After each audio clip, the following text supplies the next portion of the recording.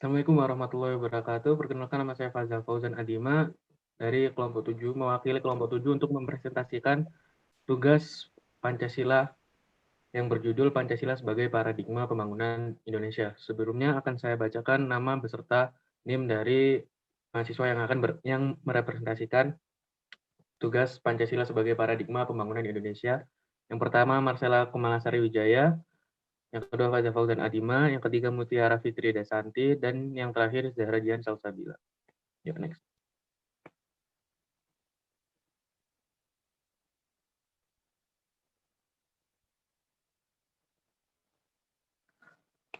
Jadi pendahuluannya yaitu sejarah telah membuktikan bahwa Pancasila merupakan komponen bangsa yang memiliki arti penting dan memiliki makna strategis untuk melanjutkan pembangunan sesuai cita-cita yang telah dicantumkan dalam pembukaan UUD 1945, mengingat Pancasila merupakan ideologi dan dasar bagi bangsa Indonesia.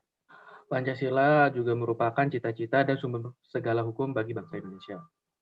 Pancasila merupakan alat yang mampu menyatukan bangsa sehingga masyarakat Indonesia seharusnya yang menerapkan agar mencapai cita-cita para pendiri bangsa yang telah menciptakan Pancasila dan juga membangun bangsa Indonesia menuju bangsa yang lebih baik.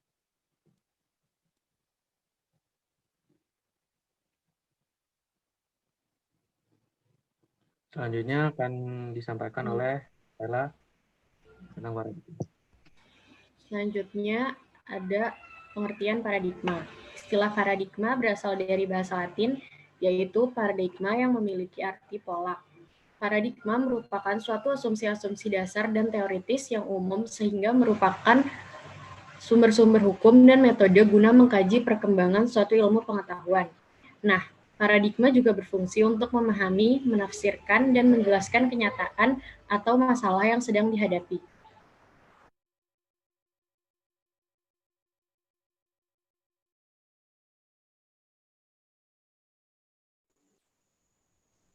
Selanjutnya ada pembangunan paradigma politik. Dalam sila-sila Pancasila tersusun atas urut-urutan sistematis bahwa dalam politik negara harus berdasarkan pada nilai-nilai kerakyatan, yakni sila keempat. Kekuasaan negara harus berdasarkan kekuasaan rakyat, bukan kekuasaan perseorangan atau kelompok. Pada hal ini mengambil nilai dari Trisakti Pancasila, yaitu berdaulat dalam bidang politik.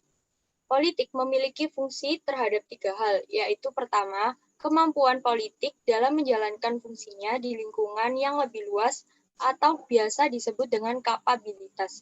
Kedua, pengolahan input menjadi output atau yang biasa disebut konversi.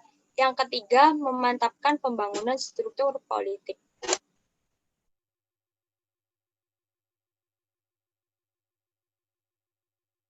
Selanjutnya ada pembangunan paradigma dalam bidang ideologi.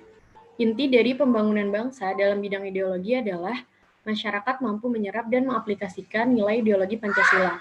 Namun dalam kenyataannya, ideologi yang ada dalam masyarakat sudah mulai luntur.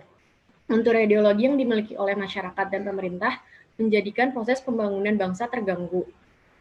Munculnya ideologi radikal agama dan keacuhan masyarakat terhadap ideologi Pancasila menjadi tantangan lagi terhadap ideologi Pancasila.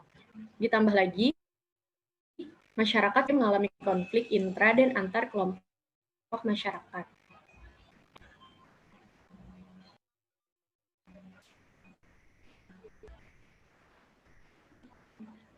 Selanjutnya, pembangunan paradigma dalam bidang ekonomi.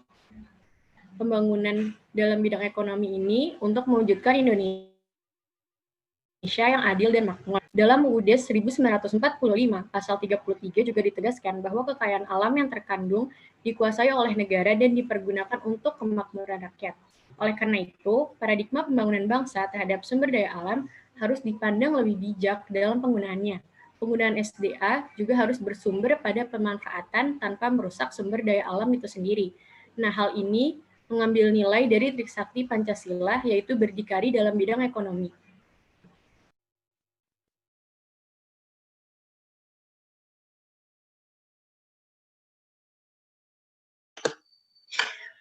Lalu ada pembangunan paradigma sosial budaya. Sistem sosial budaya terbentuk karena ada interrelasi, interaksi, dan interdependensi antar manusia.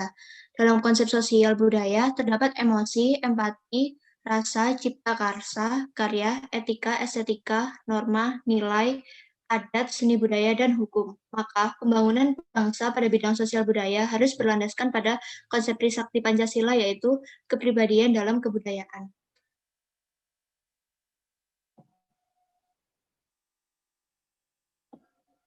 Lalu ada pembangunan paradigma hukum. Proses pembangunan negara harus bersama dengan sistem Hankam yang kuat.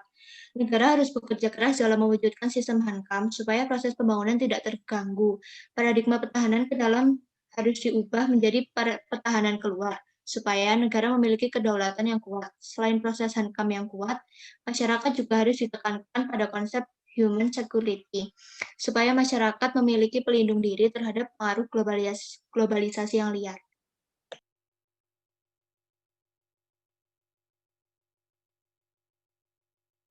Paradigma pembangunan nasional bidang sumber daya alam. Sila kelima menegaskan Indonesia untuk mewujudkan negara Indonesia yang adil dan makmur.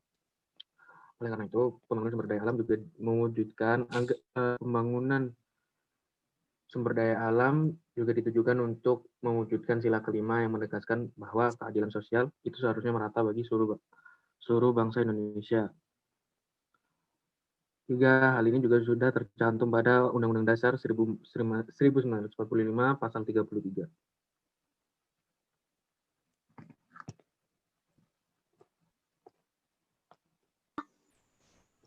Selanjutnya ada implementasi Pancasila sebagai paradigma pembangunan nasional, yaitu pembangunan nasional bertujuan untuk memperbaiki mutu hidup atau kesejahteraan manusia dengan adanya penyuluhan. Kedua, kunci utama dalam penyuluhan yaitu pembangunan nasional ini yaitu pada masyarakat kecil di mana mereka yang memiliki ekonomi rendah. Yang ketiga, penyuluhan pembangunan ini bertujuan untuk menggerakkan kesadaran diri masyarakat dalam proses pembangunan nasional untuk membantu diri sendiri agar mencapai tujuan hidupnya.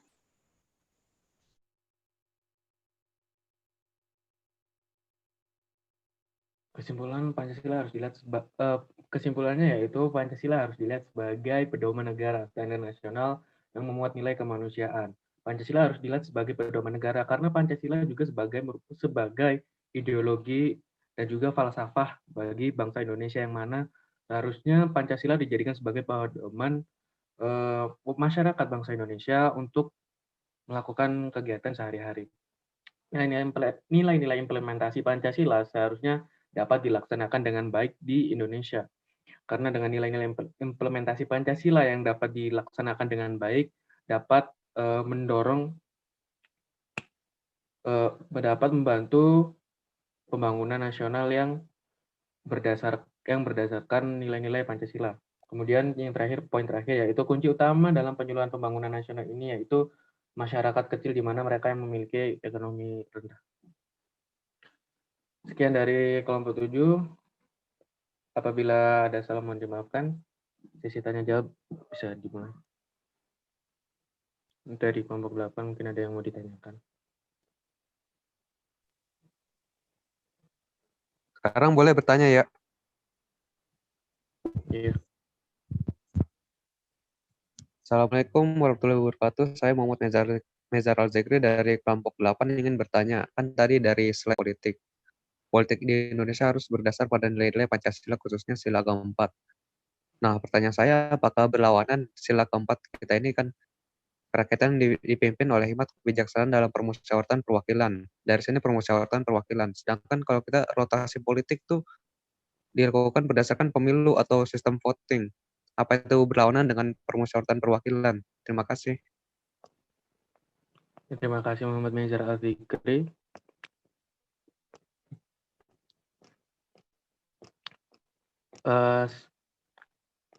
Izin menjawab ya, Nezar sama Nezar aja. Apakah sila keempat berlawanan dengan sistem voting ya, yang dilaksanakan ketika pemilu? Kalau menurut hasil diskusi saya dengan rekan kelompok saya,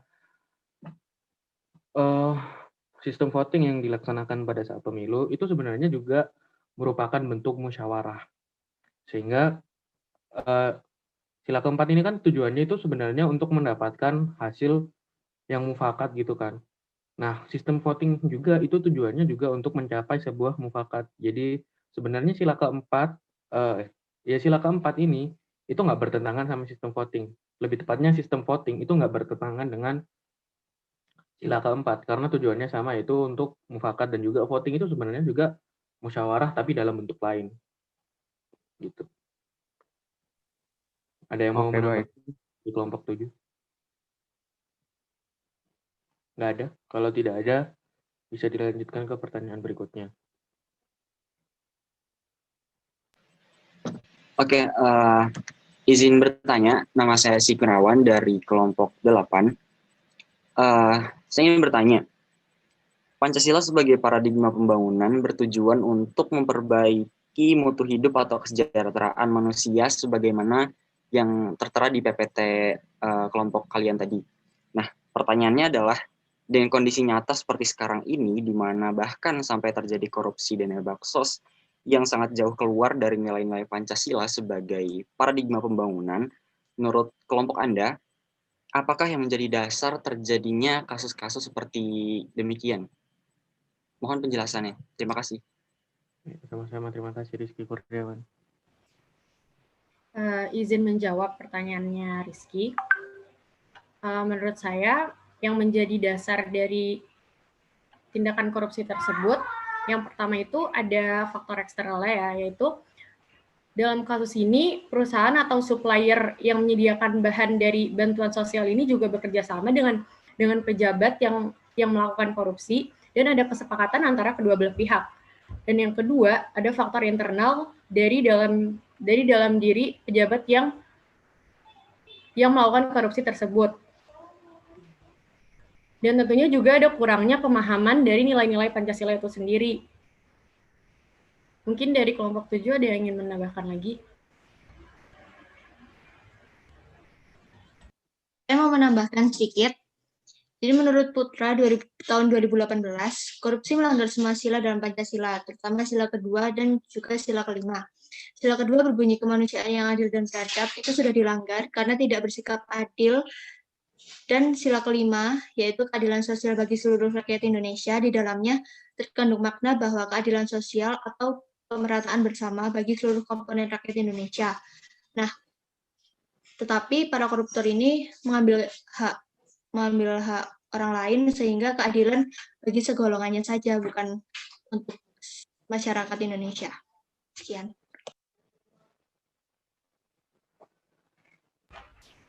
Selain itu juga pejabat yang melakukan korupsi ini juga bisa kita simpulkan kalau dia itu sudah tidak mempunyai integritas dan juga mengalami krisis moral, karena yang dia korupsiin adalah bantuan sosial terhadap coronavirus.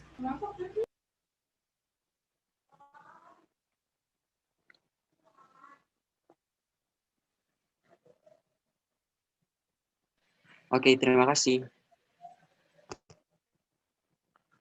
Oke, sesi tanya jawab kami tutup. Kurang lebihnya mohon maaf. Assalamualaikum warahmatullahi wabarakatuh.